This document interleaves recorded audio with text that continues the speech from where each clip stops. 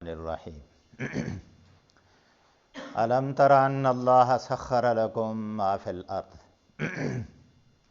کیا آپ نے دیکھا نہیں ان اللہ سخر لکم، بے شک اللہ تعالیٰ نے تمہارے لیے مسخر کیا ہے ما فی الارض، جو کچھ زمین میں ہے۔ یہ الم تر کا خطاب نبی علیہ الصلوۃ والسلام کو اور ان کے ذریعے ہر فرد کو۔ اکثر مفسرین کہتے ہیں کہ یہ وہ لوگ جو پیچھے جن کا تذکرہ ہو رہا ہے، جو مخالفین اسلام تھے، جو نبی علیہ الصلوۃ والسلام کے خلاف تھے، اہل حق کے خلاف تھے، وہ اللہ کے دین کو پھیلتا ہوا وہ دیکھ نہیں سکتے تھے۔ وہ مخالفین، ان کے ہر فرد کو خطاب ہے، اور انہیں کہا جا رہا ہے کہ کیا تمہیں نظر نہیں آتا؟ بے شک اللہ تعالیٰ نے تمہارے لیے مسخر کر دیا ہے۔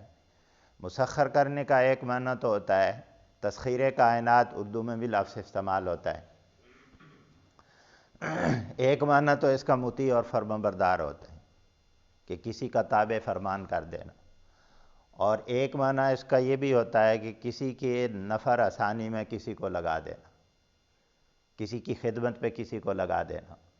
تو کائنات میں کچھ چیزیں اللہ رب العزت نے ایسی رکھی ہیں جو براہ راست انسان کے ماتحت ہیں، انسان کی مرضی ان کے اوپر چلتی ہے۔ جیسے جانور ہیں، ایک مثال ہے،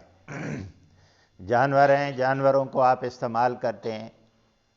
اپنی مرضی سے ان کو استعمال کرتے ہیں، کبھی ان کے ساتھ کھیتوں میں ہل چلاتے ہیں، کبھی ان کا دودھ استعمال کرتے ہیں، کبھی ان کے گلے پر آپ چھری چلا دیتے ہیں، جیسے آپ کی مرضی آپ ویسے کرتے ہیں۔ کبھی ان کے اوپر وزن لاتے ہیں، کبھی خود سواریاں کرتے ہیں، کبھی ان کا چمڑا استعمال کرتے ہیں، کبھی مختلف چیزیں ان کی آپ استعمال کرتے ہیں، جیسے چاہتے ہیں آپ ان کو استعمال کرتے ہیں۔ یہ اللہ کا فضل ہے۔ اگر اللہ ایسا نہ کرتا تو اونٹ جیسا طاقتور جانور انسان کیسے اس کو استعمال کرتا، کیسے وہ اپنی گردن نیچے جھکا دیتا ہے، انسان اس کے اوپر سوار ہوتا ہے اور اپنا وزن اس کے اوپر لاتا ہے، جہاں چاہتا ہے لے جاتا ہے۔ یہ اس کا فضل اور اس کا احسان ہے۔ تو اللہ رب العزت مخالفین کو کہہ رہے ہیں کہ اللہ کی نعمتیں تمہیں نظر نہیں آتی، اللہ کے احسانات کو بھول جاتے ہو، اللہ کی نعمتوں کی ناشکری کرتے ہو کہ اللہ نے کائنات میں ایک ایک چیز تمہارے مطیع اور فرمانبردار تمہارے نفع پر لگا دی۔ کچھ چیزیں ایسی ہیں جو انسان کے براہ راست تابع تو نہیں ہیں، اس کے پیچھے حکمت ہے، لیکن وہ انسان کی نفع آسانی میں لگی ہوئی، انسان کو فائدہ پہنچانے میں، انسان کی خدمت پہ لگی ہوئی، جیسے سورج، چاند، ستارے ہیں، جیسے ہوائیں ہیں، پانی ہے، مختلف اور چیزیں ہیں کائنات کے اندر۔ یہ سورج انسان کے حکم سے طلوع اور غروب نہیں ہوتا، یا انسان کے حکم سے جس راستے پر وہ چل رہا ہے اس راستے کو چھوڑ نہیں سکتا، وہ انسان کے تابع فرمان نہیں ہے، لیکن نفع تو انسان کو پہنچا رہا ہے، خدمت تو انسان کی کر رہا ہے۔ تو اللہ رب العزت فرماتے ہیں اس زمین میں جو کچھ ہے، ماں کا مطلب چھوٹے سے چھوٹے ذرے سے لے کر بڑی سی بڑی چیز، کائنات کے اندر جو کچھ ہے، زمین کے اندر جو کچھ ہے، اللہ نے تمہاری خدمت پر لگا دی۔ تو ایک پیغام تو یہ ہے، وہ جو کہتے تھے پیچھے وہ ہجرت والی بات ہی، اس کے ساتھ اگر آپ اس کو لنک کریں تو معنی پھر یہ ہوگا کہ بظاہر تم سمجھتے ہو کہ حالات نہیں ہیں، اللہ مسلمانوں کی مدد نہیں کر سکتا، یا بظاہر نبی علیہ الصلوۃ والسلام کا مشن ناکام ہوتا ہوا آپ کو نظر آتا ہے۔ ایسی بات نہیں ہے، حالات اور اسباب جیسے بھی ہوں، حالات اور اسباب کو پھیرنا یہ اللہ کی ذمہ داری، اللہ کے اختیار میں ہے، کیونکہ اس کائنات میں جو کچھ ہوتا ہے اللہ کے حکم سے اور اللہ کا تصرف ہے، اللہ کی مرضی سے اس کائنات میں ہوتا ہے۔ یہ کائنات کی ہر چیز تمہاری خدمت پر کس نے لگائی ہے؟ یہ رات اور دن کا نظام کس نے بنایا ہے تمہارے لیے؟ تو یہ اللہ رب العزت ایک تو یہ کہہ رہے ہیں، دوسرا انسان کو یہ کہہ رہے ہیں کہ اس کی ناشکری پر آمادہ نہ ہو، اس کی نافرمانی نہ کرو، اپنے رب کی نافرمانی تمہیں جچتی نہیں ہے۔ کائنات کی ایک ایک چیز تمہاری خدمت پر اس نے لگائی، وہ تمہاری خدمت کر رہی ہے، تمہیں نفع دے رہی ہے، کائنات کا تم مخدوم ہو، کائنات کی اللہ رب العزت نے شاہکار مخلوق تمہیں بنایا، اپنا خلیفہ اور اپنا نمائندہ بنایا۔ جب کائنات کی ہر چیز اللہ کے حکم کی پابند ہے، سورج اللہ کے حکم کا پابند ہے، چاند اللہ کے حکم کا پابند ہے، رات اور دن اللہ کے حکم کے پابند ہیں، ہوائیں اور پانی سب اللہ کے حکم کے پابند ہے، جانور اللہ کے حکم کے پابند ہیں، اے انسان تو کیوں نہیں پابندی کرتا؟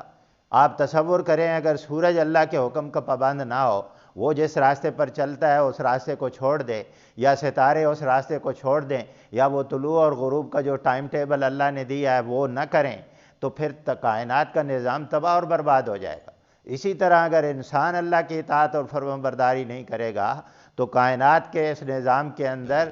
انسانی زندگی کے اندر فتنے اور فساد برپا ہو جائیں گے، تو انسان کا امن اور سکون تباہ اور برباد ہو جائے گا۔ یہ انسان کے اپنے فائدے میں ہے کہ اس کی اطاعت اور فرمانبرداری کرے، تو یہ اللہ رب العزت نے دلیل دی ہے کہ اس کی ناشکری نہ کرو، اس کی اطاعت اور فرمانبرداری کرو۔ پھر ایک اور مثال اللہ نے دی ہے،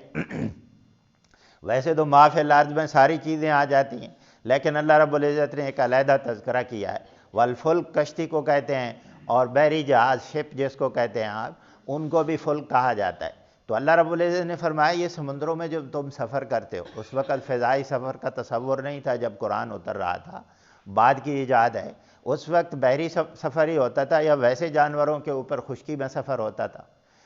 جو بین الاقوامی سفر ہوتا تھا اس وقت بحری سفر ہی ہوتا تھا، کشتیوں کے ذریعے لوگ سفر کرتے تھے۔ تو اللہ رب العزت نے فرمایا یہ کشتیاں اور یہ جہاز، یہ صنعت تمہیں کس نے دی ہے، یہ صلاحیت تم نے کس نے دی ہے؟ یہ کائنات کی یہ چیزیں جو ہیں، جیسے پانی کے اوپر کشتی کا چلنا، یہ پانی کی ایسی نیچر اللہ نے بنا دی ہے، یا اللہ رب العزت نے تمہیں یہ صلاحیتیں دی ہیں کہ تم ان چیزوں کا استعمال کرتے ہو؟ اللہ رب العزت نے فرمایا یہ کس نے تمہارے لیے یہ سب کچھ کیا؟ یہ کیا تمہاری اپنی صلاحیتیں تھیں؟ کیا تم ایسا کر سکتے تھے؟ تم تصور کرو اگر یہ کشتیوں کی صنعت تمہیں اللہ نہ بتاتا، یا دوسرے ملکوں کا سفر تم نہ کر پاتے، تو تم ذرا تصور کرو اپنی زندگی تم کیسے گزارتے، اپنی ضروریات زندگی تم کیسے پوری کرتے؟ کیونکہ کسی بھی ملک کے اندر تمام تر ضروریات زندگی نہیں ہوتی، دوسرے ملکوں سے ٹریڈ کرنا پڑتا ہے، تجارت کرنی پڑتی ہے، ہاں جی، ایکسپورٹ امپورٹ کا کاروبار کرنا پڑتا ہے، کچھ چیزیں یہاں سے دوسرے ملکوں میں جاتی ہیں، کچھ وہاں سے اس ملک میں آتی ہیں، تو یہ اللہ کے نے ایک نظام بنایا ہے۔ تو اللہ رب العزت فرماتے ہیں اگر یہ ذرائع آمد و رفت نہ ہوتے، یہ سفر کی صلاحیت اللہ رب العزت تمہیں نہ دیتا، یہ کائنات کی تسخیر میں آتا ہے، یہ چیزیں ساری اگر انسان کے تابع فرمان نہ ہوتی، تو پانی فار ایگزامپل انسان کی کو نفع رسانی نہ کرتا، پانی کے اندر طغیانی آ جاتی، طوفان آ جاتے، پانی کے اندر بھنور میں جب کشتی پھنس جاتی ہے، عربوں کو تجربہ تھا، تو اللہ رب العزت یہ کہہ رہے ہیں کہ بھائی دیکھو یہ سب کچھ اللہ نے کیا ہے، تجری فی البحر بامری، یہ چلتی ہیں سمندر کے اندر اسی کے حکم سے، اس اللہ کے حکم سے چلتی ہیں، پھر تم سفر کرتے ہو، پھر تم تجارت کرتے ہو، پھر تمہاری زندگی کا یہ نظام اور سرکل چلتا ہے۔ تو انسان کو یہ پیغام دیا جا رہا ہے کہ اس کائنات میں تصرف اللہ کا ہے، اللہ کا حکم چلتا ہے، اللہ کی مرضی چلتی ہے، اور دوسرا حکم یہ دیا جا رہا ہے کہ دیکھو یہ اللہ کی نعمتیں ہیں، ان کی ناقدری ناشکری نہ کرو، اس کی اطاعت فرمانبرداری کرو، یہ سب کچھ اللہ نے تمہارے لیے بنایا ہے۔ وَيُمْسِكُ السَّمَاءَ أَن تَقَعَ عَلَى الْأَرْضِ إِلَّا بِإِذْنِهِ وَيُمْسِكُ السَّمَاءَ، اور وہ روکتا ہے آسمان کو، یمسک کا معنی روکنا، روکتا ہے وہ آسمان کو کہ ان تقع علی الارض، کہ وہ زمین پر نہ گر پڑے۔ اور یہ کہ زمین کو، آسمان کو کس نے روکا ہوا ہے کہ وہ زمین پر نہ گرے؟ الا باذنی، اسی کے حکم سے۔ یہ اس نے اپنی قدرت کاملہ کے ساتھ، یہ اس نے اپنے احسان اور فضل کے ساتھ آسمان کو روکا ہوا ہے۔ اگر آسمان، تصور کریں کہ یہ آسمان گر پڑتا زمین کے اوپر، پھر آپ تصور نہیں کر سکے کہ کتنی تباہی اور بربادی ہوتی ہے اس کائنات، انسان کیسے زندگی گزارتا۔ صرف یہ جو اوپر ستاروں کی ٹوٹ پھوٹ ہوتی ہے نا، اگر یہی زمین کے اوپر آ جائے نا، انسان کی زندگی ناممکن ہے، تباہی اور بربادی ہو جائے۔ یہ ہوائی کرہ اوپر اللہ نے ایسی ٹائٹ لیئر بنا دی ہے کہ نیچے وہ چیزیں نیچے آ ہی نہیں سکتی، تاکہ انسانوں کی حفاظت کا نظام اللہ رب العزت نے بنا دیا۔ تو اللہ رب العزت فرماتے ہیں دیکھو یہ اس کے حکم سے آسمان بھی کھڑا ہے، یہ تمہاری خدمت پہ ہے، تمہارے لیے مسخر کر دیا اللہ رب العزت نے۔ یہ سب اللہ کے حکم کی اطاعت فرمانبرداری کرتے ہیں، اور تم نافرمانی کرو، تم اپنے اختیارات کا ناجائز استعمال کرو اگر اللہ نے تمہیں مرضی کا اور اختیار۔ اور یہ اس بات کی دلیل ہے کہ قیامت نے آنا ہے، یہ عقلی دلیل ہے انسان کے پاس۔ جو قیامت کے منکر تھے نا، ان کو اللہ رب العزت بتا رہے ہیں کہ کائنات کی ہر چیز اللہ نے اپنے حکم کی پابند رکھی ہے، کسی کو اختیار نہیں دیا، کسی کو مرضی نہیں دی ہے۔ سورج کو اختیار نہیں دیا کہ اپنی مرضی سے طلوع اور اپنی مرضی سے غروب، دن اور رات کو اختیار نہیں ہے، ہواؤں اور پانی کو اختیار نہیں ہے، کائنات کی کوئی چیز ایسی نہیں ہے جس کے پاس اختیار ہو سوائے جن و انس کے۔ یہ اس بات کی دلیل ہے کہ وہ انسان اور جن یہ کیوں کوئی ایسے کوئی سرخاب کے پر تھے ان کے ساتھ، کیوں اللہ نے ان کو اختیار، یہ آزمائش کے لیے کہ یہ اب اس اختیارات کے کیسے استعمال کرتے ہیں۔ تو اس لیے اللہ رب العزت کہہ رہے ہیں ایک دن آنے والا ہے کہ اللہ رب العزت یہ جو اختیار آپ کو دیا گیا ہے کہ تم اس کی اطاعت بھی کر سکتے ہو، اس کی نافرمانی بھی، یہ اللہ رب العزت ایک دن تم سے پوچھے گا۔ پھر فرمایا ان اللہ بالناس لرؤوف الرحیم، بے شک اللہ تعالیٰ لوگوں پہ بڑا مہربان اور رحیم ہے، رؤوف مہربان، رحیم رحم کرنے والا۔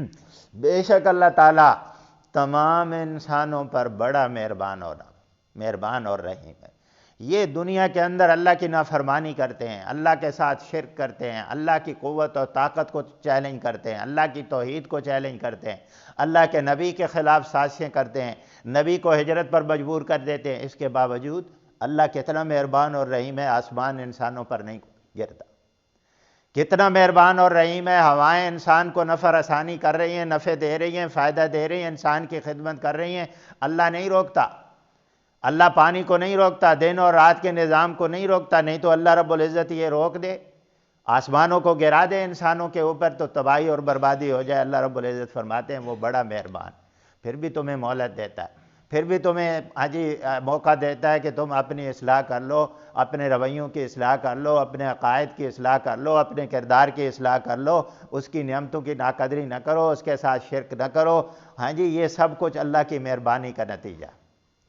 اور یہ ایک اور دلیل بھی ہے کہ جس نے اس دنیا کی عارضی زندگی کا اتنا زبردست نظام بنایا کہ ایک دن اور رات کا نظام ہے، انسانوں کی ضروریات ہیں، ہر چیز انسان کی خدمت پر لگا دی ہے، جس اللہ رب العزت نے اس عارضی زندگی کو انسان کی زندگی کی سہولیات کے لیے اللہ نے اتنا بڑا نظام بنا دیا ہے، تو کیا اللہ رب العزت جو انسان کی ہمیشہ ہمیشہ کی زندگی ہے، آخرت کی زندگی،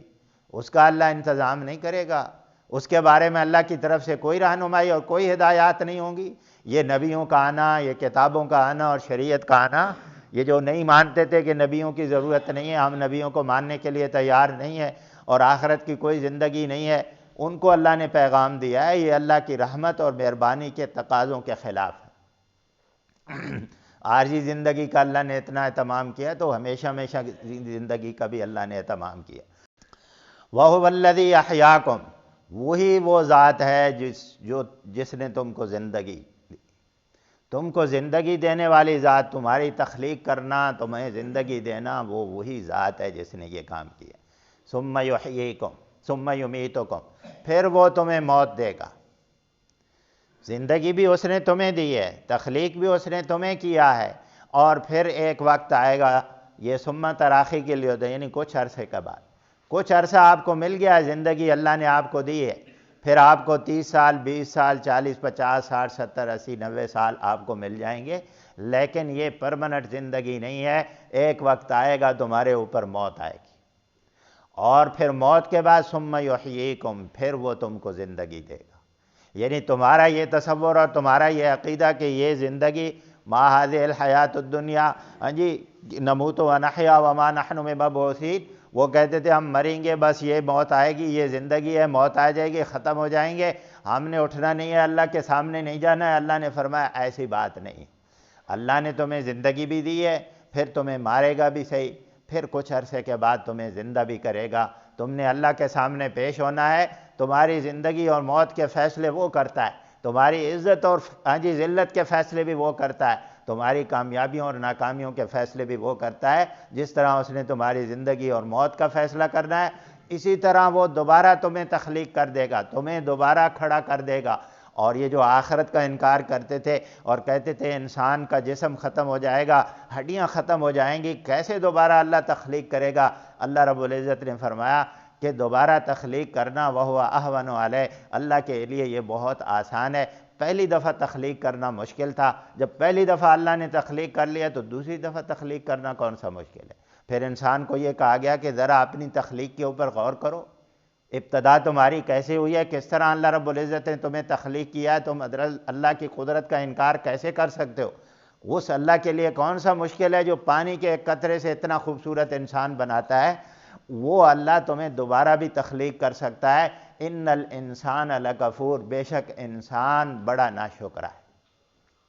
یعنی اپنے ہر معاملے میں اللہ کا محتاج ہے، اپنی زندگی میں، اپنے دیکھنے اور سننے میں، اپنے چلنے اور پھرنے میں، اپنے سوچنے اور غور و فکر کرنے میں، کھانے پینے میں، ہر معاملے میں اللہ کا محتاج ہے، اور کائنات کی ہر چیز اللہ نے اس کی خدمت پر لگا دی ہے۔ اور پھر انبیاء کا سلسلہ اور کتابوں اور شریعتوں کا سلسلہ بھی اس نے شروع کیا۔ اس کے باوجود انسان اس کی نعمتوں کی ناقدری کرتا ہے، اس کی ناشکری کرتا ہے، ہر لمحے اس کا محتاج ہے، ہر لمحے اس کی نعمتوں کا استعمال کر رہا ہے، اس کے باوجود اس کی نافرمانی کرتا ہے، اس کی ناشکری کرتا ہے، اس کے ساتھ شرک کرتا ہے، اس کے ساتھ کفر کرتا ہے، اس کی نعمتوں کی ناقدری، اس کے نبی کی توہین کرتا ہے، اس کے نبی کو ہجرت پر مجبور کر رہا ہے۔ یہ سب کچھ ناشکری میں آتا ہے، ناقدری میں آتا ہے، اور کفر اور شرک میں آتا ہے۔ اللہ رب العزت فرماتے ہیں یہ انسان کو جچتا نہیں ہے، یہ انسان کا حق نہیں ہے کہ وہ اس طرح کرے۔ لِكُلِّ أُمَّةٍ جَعَلْنَا مَنْسَكًا، ہر امت کے لیے، لِكُلِّ أُمَّةٍ،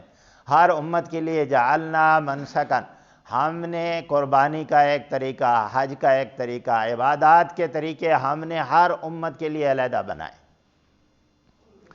یہ مشرکین مکہ کو، یہود و نصارہ کو، جو عام طور منسک ویسے تو حج کے احکامات کے لیے بھی آتا ہے اور قربانی کے لیے بھی آتا ہے، تو عام طور پر یہ اعتراض کرتے تھے۔ حج کا طریقہ بھی ان کا بالکل ڈیفرنٹ تھا، وہ طواف کرتے تھے، ننگے ہو کر طواف کرتے تھے۔ اس طرح قریش مکہ جو تھے یہ عرفات میں نہیں جاتے تھے، مینا میں جاتے تھے، وہاں شعر و شاعری کرتے تھے، مختلف طریقوں سے مناسک حج ادا کرتے تھے۔ قربانی کے بارے میں چونکہ یہود و نصارہ اس معاشرے کے اندر موجود تھے تو اعتراضات کے بہانے ڈھونڈتے تھے۔ وہ کہتے تھے پہلی امتوں کی قربانی کا طریقہ کچھ اور تھا،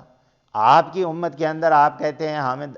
دین ابراہیم کے پیروکار ہیں، تو ابراہیم علیہ السلام کی قربانی کا یہ طریقہ تو نہیں تھا۔ تو یہ مختلف بہانے ڈھونڈتے تھے لوگوں کے دلوں میں شکوک و شبہات پیدا کرنے کے لیے۔ اللہ رب العزت نے فرمایا کہ یہ اللہ رب العزت نے ہر امت کے لیے عبادت کے علیحدہ علیحدہ طریقے بنا دی۔